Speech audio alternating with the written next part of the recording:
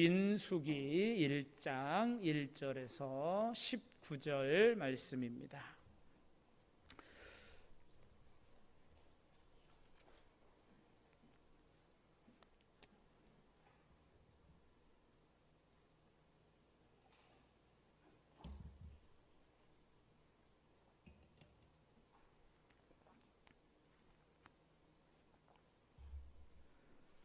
민수기 1장 1절에서 19절 말씀.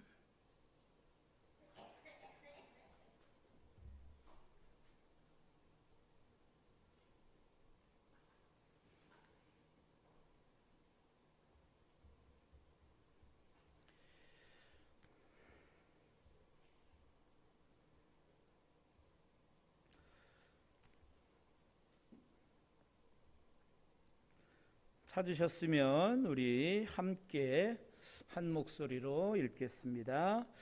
이스라엘 자손이 애굽 땅에서 나온 후 둘째 해 둘째 달 첫째 날에 여호와께서 시내 광야 회막에서 모세에게 말씀하여 이르시되 너희는 이스라엘 자손의 모든 회중 각 남자의 수를 그들의 종족과 조상의 가문에 따라 그 명수대로 계수할지니 이스라엘 중 20세 이상으로 싸움에 나갈 만한 모든 자를 너와 아론은 그 진영별로 계수하되 각 지파의 조상의 가문에 우두머리 한 사람씩을 너희와 함께 하게 하라.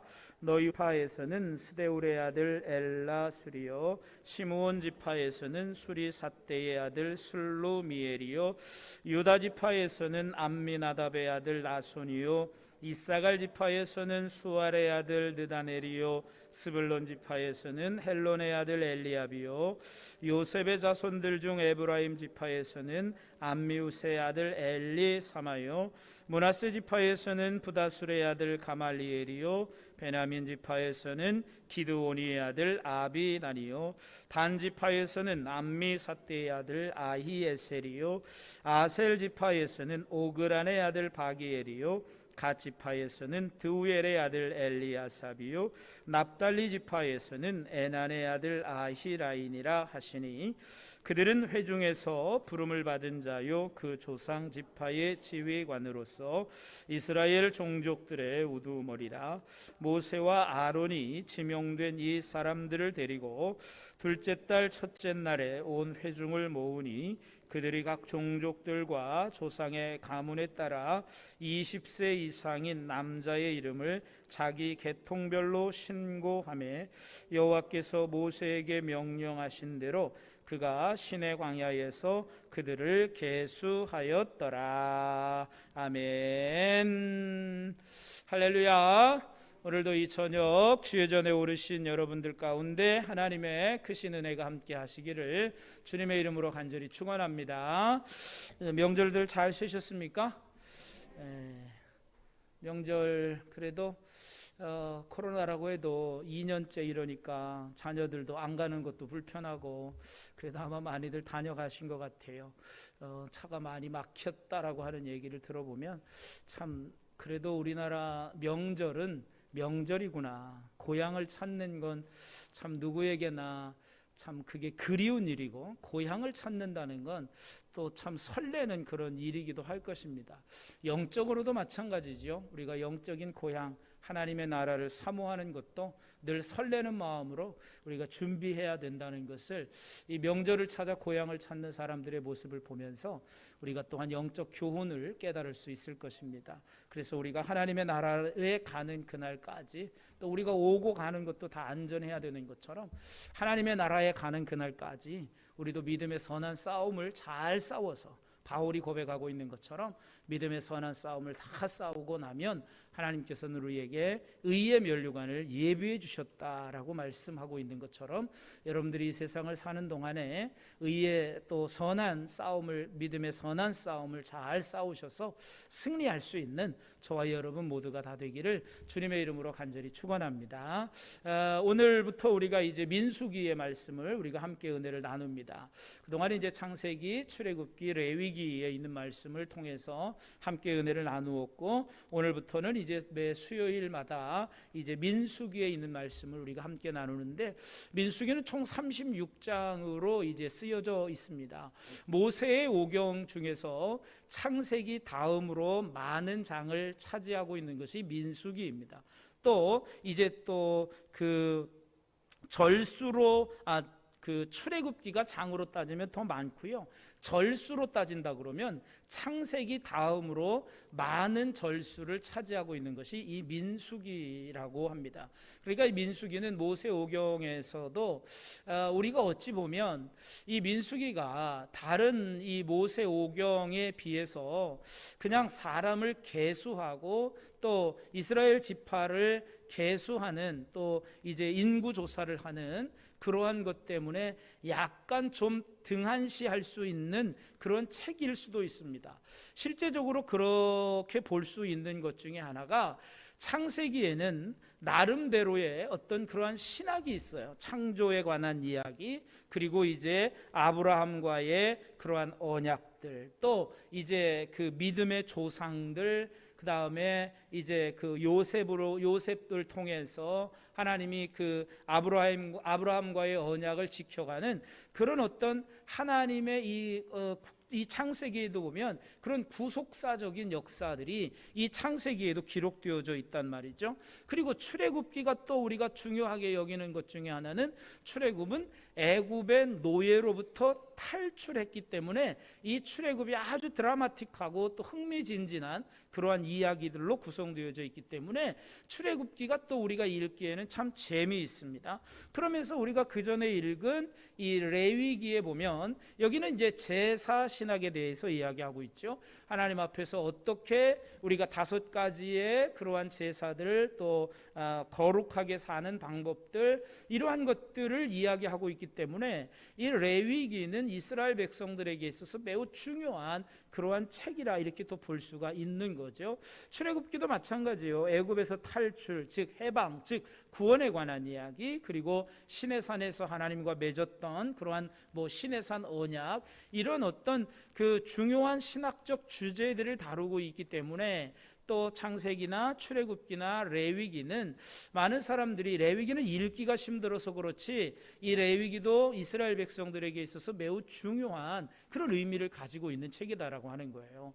그리고 이제 신명기도 마찬가지예요. 신명기는 이제 이스라엘 백성들이 가나안에 들어가기 전에 모세가 이제 마지막 3편의 설교를 하는 그러한 내용으로서 이제 또 중요한 그러한 하나님의 말씀에 대한 순종 이런 것들을 이야기하고 있기 때문에 신명기 말씀도 매우 중요시하게 여깁니다. 그에 비해서 민수기는, 우리가 민수기 하면 이름 자체가 그래요. 성경 이름 자체가 사실은 민수기, 영어로는 이제 넘버스라고 돼 있어서 이제 숫자라고 하는 의미가 있는 거죠. 숫자들이라고 하는 의미가 있어요. 그런데 사실은 이 민수기의 이름은 시브리인들이 이제 주로 이야기하는 시브리인들의 그 성경에는, 구약 성경의 제목은 뭐라고 되어 있냐면 부미드바르라고 되어져 있습니다.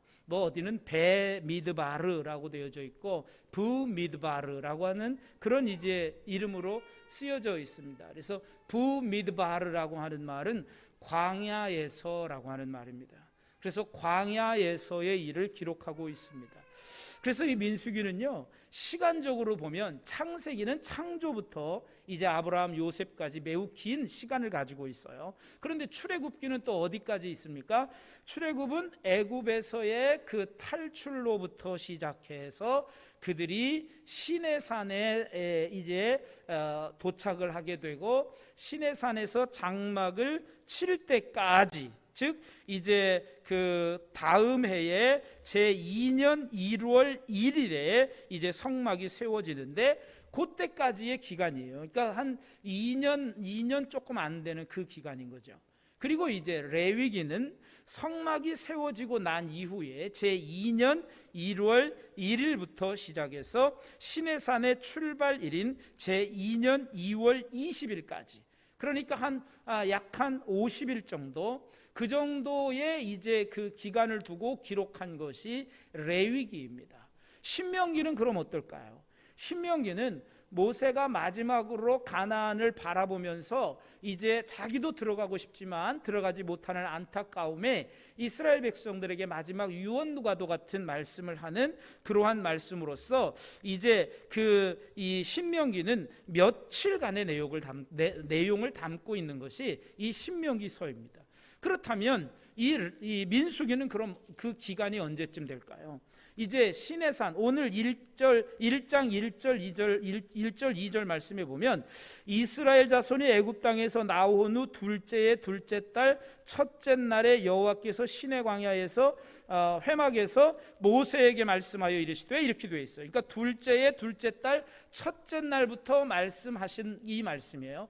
그리고 이제 이스라엘 백성들이 가데스 바네아, 가나안 들어가기 마지막 이 가데스 바네아에서 이르기까지, 즉 가나안에 들어가기 전까지의 기록을 기간을 기록하고 있는 책이 바로 이 민수기란 얘기예요. 그러니까 이 민수기는 매우 광대한 그러한 약 한 39년의 시간을 기록하고 있는 책이 바로 이 민수기다라고 하는 거예요. 그래서 이 민수기는 모세오경에 있어서도 그만큼 시간적으로 많이 차지하고 있다. 그리고 여러분, 이스라엘 백성들의 삶 속에서 가장 은혜로웠던 시기가 언제였어요? 바로 이 광야 시대였습니다. 광야 시대에 그들은 농사 짓지 않아도, 옷을 해 입지 않아도, 그들은 굶어 죽지 않았고, 그들이 옷이 헤어지지 않았고, 가장 은혜로운 시기가 바로 이 광야의 시대였어요.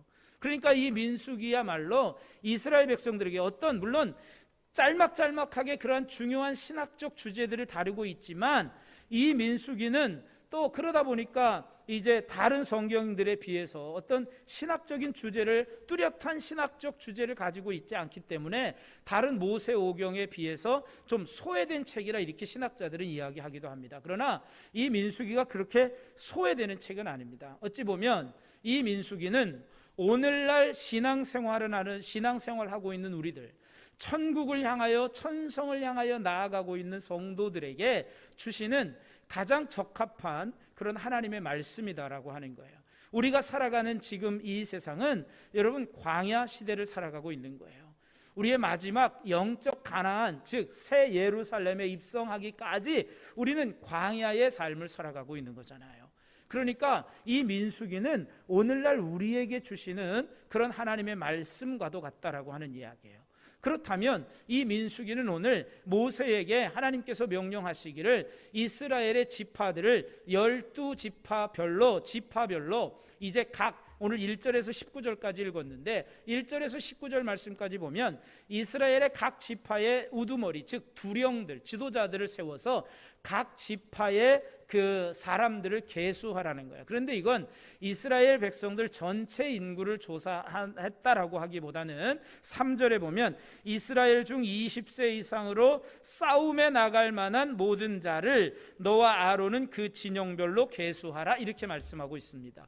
이스라엘 백성들을 계수한 이유, 이스라엘 백성들의 인구를 조사한 이유가 무엇이냐면 결국은 이제 이 싸움에 나갈 만한 모든 자들을 계수하라는 이야기예요. 20세 이상으로, 즉 군사를 이제 선별하고 군사를 이제 세우는 그러한 일을 하고 있는 것입니다. 자, 왜 갑자기 하나님은 광야에서 이 군사를 세우도록 했을까요? 20세 이상으로 싸움에 나갈 만한 자를 이제 계수하라고 했는데 왜 이렇게 명령하셨을까요? 여기에 보면 우리가 이스라엘 백성들이 가나안을 정복할 때 어떻게 정복했어요? 가나안에 무조건 첫 발을 디디니까 가나안의 모든 땅들이 이스라엘을 위해서 준비되어 있었나요? 자, 여러분 어서 오십시오, 환영합니다, 플랜카드를 걸고 이스라엘 백성들의 가나안 입성을 축하합니다, 뭐 이렇게 돼 있었어요? 그렇지 않았어요. 여리고성부터 해서 가장 난공불락인 여리고성부터 해서 아이성 이러면서 이 가나안의 정복은 전쟁이었습니다. 그래서 전쟁을 하면서 이 가나안을 하나하나 점령해 가기 시작했다는 것입니다.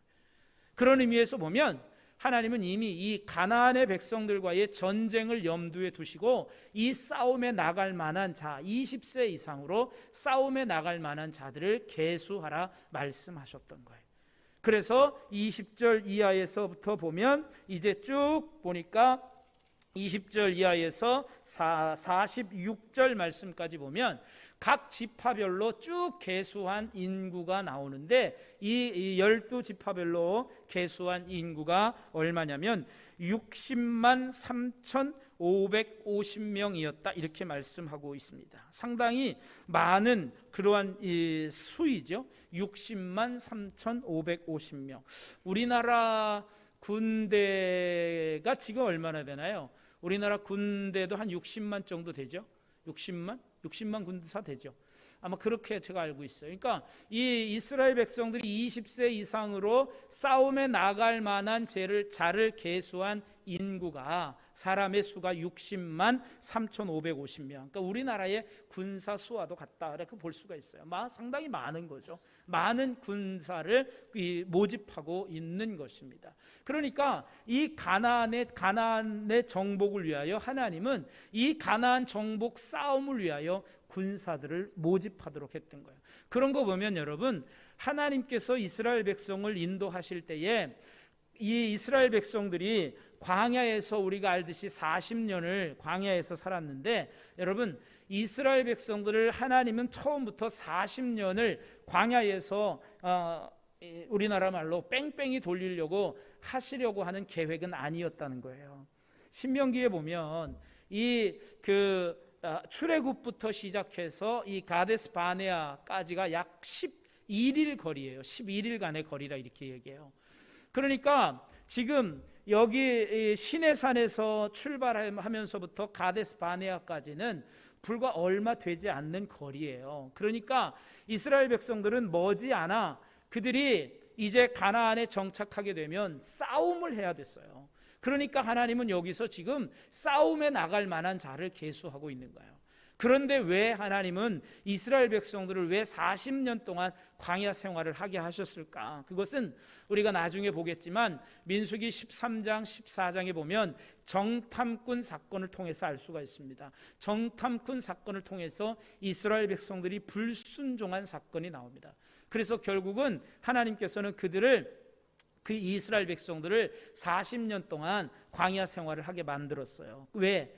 오늘 군사로 모집한 사람들이 20세 이상이에요. 그러니까 이 불순종한 20세 이상의 사람들, 즉 출애굽 1세대들이 다 죽고 나서, 그리고 나서 가나안에 들어가게 하기 위해서 하나님 그 긴 시간 동안을 이제 광야의 생활을 하도록 그렇게 하셨다라고 하는 거예요. 그러니까 하나님은 처음부터 이스라엘 백성들을 40년 동안 광야에서 생활하도록 그들을 부르신 것, 꺼내주신 것은 아니다.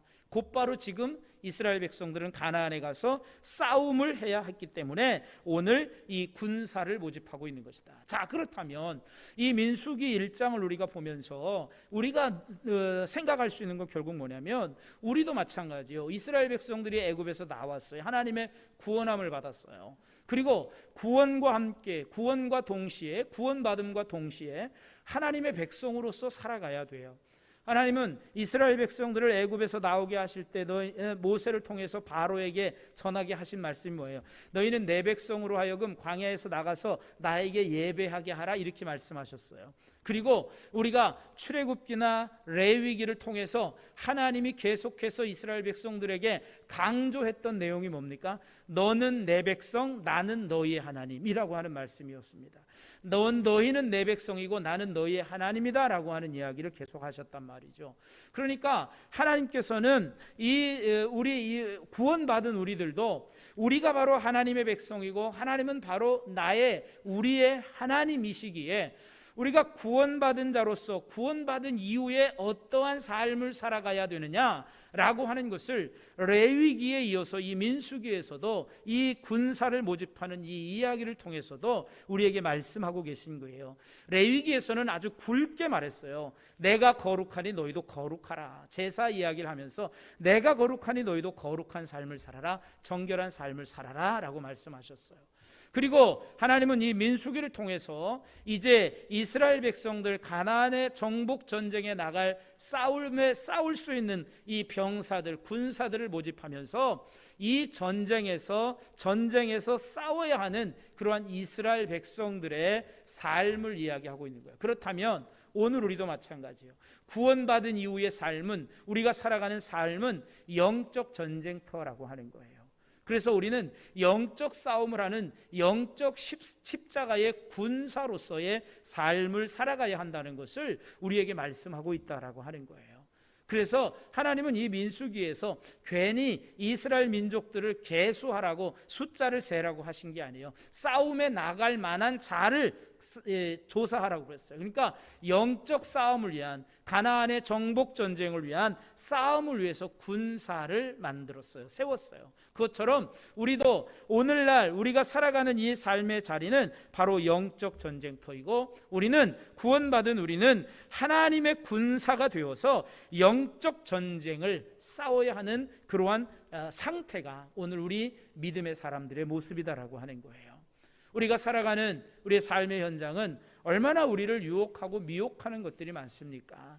사단의 계획으로부터 우리 자신들을 지켜가고 이 영적 싸움에서 승리하게 하는 말씀이 바로 오늘 이 민수기를 통해서 주시는 하나님의 말씀이다라고 하는 거예요. 그렇다면 다윗은 어린 나이에 싸웠는데 용감한 자, 자원하는 사람들 그렇게 모집할 수도 있지 않았겠습니까? 그런데 하나님은 오늘 20세 이상의 사람들로 규정했습니다, 나이를. 왜냐? 여러분, 우리나라도 20세가 되면, 만 20세가 되면 성인으로 칩니다. 물론 요즘은 이제 만 18세만 돼도, 18세 이상만 돼도 이제 선거권이 주어지고 하는데, 사실 만 18세라고 하면 아직은 좀 어린 감이 있어요. 그래서 만 20세가 될 때 우리는 성인의 날 이래가지고 성인으로 칩니다. 그러니까 만 20세가 되면 어느 정도 이제 성인으로서의 기본적인 소양들을, 또 정신적으로도 어느 정도의 성숙한 상태를 가질 수가 있는 거죠. 그런 의미에서 보면 우리에게도 말씀하시는 것이 뭐냐면, 성숙한 신앙의 사람들이 되어라. 성숙한 신앙인으로서 하나님의 군사로서 이 싸움을, 영적 싸움을 준비해라, 이렇게 말씀하고 있는 거예요.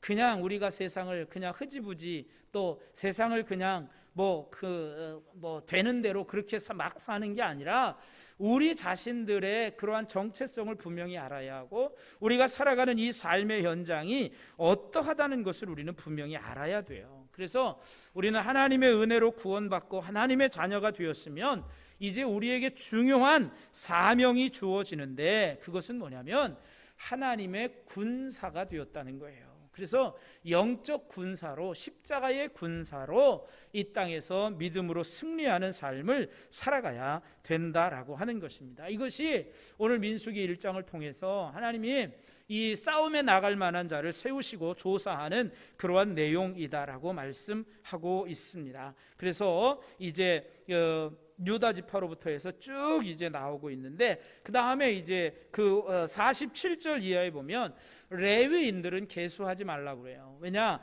레위인은 그들의 조상의 지파대로 계수에 들지 아니하였으니 47절 이하, 이는 여호와께서 모세에게 말씀하여 이르시되 너희는 레위 지파만은 계수하지 말고 그들은 이스라엘 자손 계수 중에 넣지 말고 그들에게 증거의 성막과 그 모든 기구와 그 모든 부속품을 관리하게 하라. 그들은 그 성막과 그 모든 기구를 운반하고 거기서 봉사하고 성막 주위에 진을 치며, 성막을 운반할 때에는 레위인이 그것을 걷고 성막을 세울 때에는 레위인이 그것을 세우고 외인이 가까이 오면 죽을 것이다, 이렇게 말씀하고 있습니다. 그러니까 이 레위 사람들은 계수에 넣지 말라는 거예요. 왜냐하면 이들은 전쟁을 하기보다는 이제 이스라엘 백성들의 이 성막과 관계된 모든 물품을 관리하는 사람들이기 때문에 그들은 특별히 계수하지 말라는 거죠. 물론 이 레위 이 지파에 대한 인구 조사는 나중에 이제 3장 4장에 가면 그 자손별로 별도로 이제 계수하는 그러한 장면이 나옵니다. 이 레위인들은 성막을 이제 운반하기도 하고 성막의 부속물들을 운반하고 성막의 설치와 분해하는 그러한 일을 담당해야 했기 때문에 이들은 계수하지 말라는 거예요. 그리고 2장에 가면 모든 사람들이 다음 시간에 우리가 보겠지만 민수기 2장에는 이제 각 12지파가 회막을 중심으로 해서 동서남북 사방에 3개 지파씩 이제 회막을 중심으로 진을 치게 만듭니다. 결국 레위 지파는 계수하지 말란 이야기는 결국 이스라엘 백성들의 중심은 뭐냐? 이 성막, 회막이기 때문에 그렇습니다. 광야의 시대에 가장 중요한 것은 바로 이 성막 중심의 삶을 살아가야 한다는 것입니다. 이스라엘 진영 한가운데 계신 하나님이 거룩하신 분이다라는 것을 보여주기 위해서 하나님은 이렇게 말씀하신 거예요. 그래서 51절에 보면 이 성막을 치고 성막을 분해하고 할 때에는 외인이 가까이 오면 죽을 것이라 이렇게 말씀하고 있어요. 외인이라고 표현되니까 이게 뭐 바깥 사람, 도대체 바깥 사람이면 누군가 뭐 이렇게 이제 생각할 수 있는데, 요게 좀 더 쉬운 말 번역해 보면 이 외인이라고 하는 말을 이렇게 표현합니다. 허락을 받지 아니한 사람들이 오면 죽게 될 것이다 이렇게 말씀하고 있어요. 즉 허락받은 사람들만이 이제 이 일을 할 수 있을 것이다 이렇게 말하고 있는 거예요. 그러니까 이스라엘 백성들이 이 광야에서도 하나님이 원하시는 것은, 이 싸움에서도 하나님이 원하시는 것은 바로 거룩함이다라고 하는 거예요. 거룩함.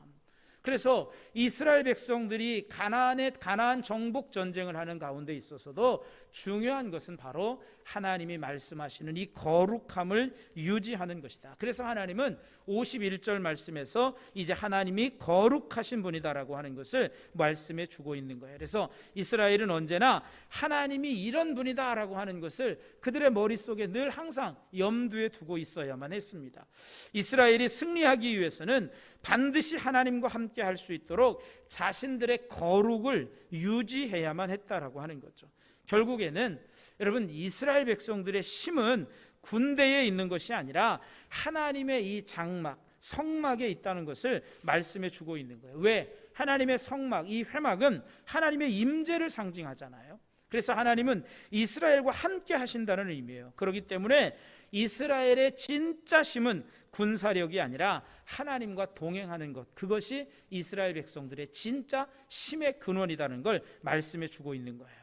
그러니까 우리가 이 세상을 살고 또 이기는 힘은 하나님과 함께 동행하는 것이다라고 하는 것을 우리도 알아야 합니다. 우리가 어떤 세상에서 말하는 뭐 스펙이나 뭐 이런 걸 가져서 세상을 이기는 게 아니라 세상을 이길 힘은 오직 하나님에게 있다는 것을 말씀해 주고 있는 거예요. 영적 뭐 군사들을 세워서 싸우기는 하지만 이 군사들이 결국 의지해야 될 건 누구냐? 하나님이다라고 하는 거예요. 그래서 이 거룩함을 유지해야 된다는 거. 그러니까 우리가 광야에서 살아가는 우리 삶도 어떠한 삶을 살아야 하느냐?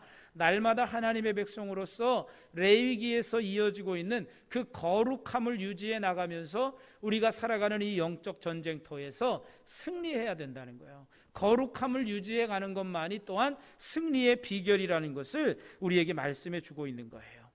그래서 우리의 참된 능력은 하나님과 동행하는 것이고 하나님만 의지하고 그 은혜 안에 사는 것임을 우리는 다시 한번 기억해야 된다라고 하는 것입니다. 그래서 이제 이스라엘 백성들은 이 레위인들을 이제 특별히 여기서는 계수하지 말고 레위인들은 다 특별히 맡은 일이 있기 때문에 회막과 관련된 일들이 있기 때문에 그들은 계수하지 말아라 이렇게 명령을 하십니다. 그리고 마지막 54절 말씀에 보면 이렇게 말씀합니다. 이스라엘 자손이 그대로 행하되 여호와께서 모세에게 명령하신 대로 행하였더라 이렇게 말씀합니다. 제일 중요한 것입니다. 제일 중요한 말씀이기도 합니다. 하나님께서 명령하신 대로 행하였다라고 하는 것입니다. 즉 이스라엘 백성들은 하나님 앞에 순종적 자세를 가지고 살아가고 있다라고 하는 거예요. 그래서 영적 전쟁에 또한 중요한 것은 순종이다라고 하는 것입니다. 여리고성을 점령할 때도 여러분 어떻게 이겼습니까? 하나님의 말씀에 순종함으로 여리고성을 점령할 수 있었습니다. 그러니까 이스라엘 백성들에게 이러한 순종적 태도를 우리에게 보여주고 있는 것이죠. 그래서 민수기 1장은 이스라엘의 가나안 입성 준비의 첫 단계로 전쟁을 위해 병사의 수를 세는 것을 내용으로 하는데, 그들은 바로 여호와의 군대들이라고 하는 거죠. 오늘 우리도 바로 하나님의 군사들이라고 하는 것입니다. 민수기 1장의 이스라엘처럼 우리 성도들은 하나님의 군대로서 새 예루살렘에 이르기까지 영적인 전쟁을 치러야 하는 사람들입니다. 우리는 하나님의 명령을 따라 싸워야 되고, 혈과 육으로 싸우는 것이 아니라 하나님의 능력으로 싸워야 되고, 그 능력을 힘입기 위해서는 반드시 우리가 거룩해야 한다는 것을 오늘 말씀은 우리에게 전해주고 있는 것입니다. 그러므로 이제 우리는 더욱더 성숙한 신앙인으로 사단의 모든 유혹을 물리치시고 이기면서 승리하는 그리스도의 좋은 군사가 되는 저와 여러분 모두가 다 되어지시기를 주님의 이름으로 간절히 축원합니다.